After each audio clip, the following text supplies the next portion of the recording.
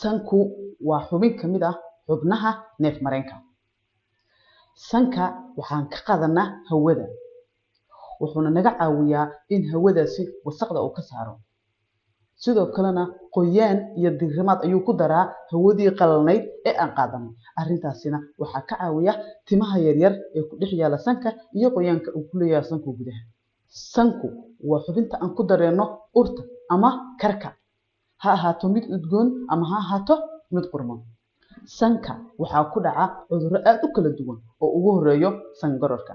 Sanku waa xubin ka mid ah xubnaha muujiya quruxda qofka, wuxuu ka qayb qaataa qaab dhismeedka qofka. Aniga waxay ila tahay inaan leeyahay sanka ugu qurxan.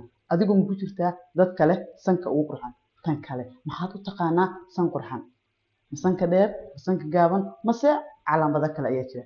Nugula wadaag commentiga. Soo dhawow mar kale Ciise Doctors.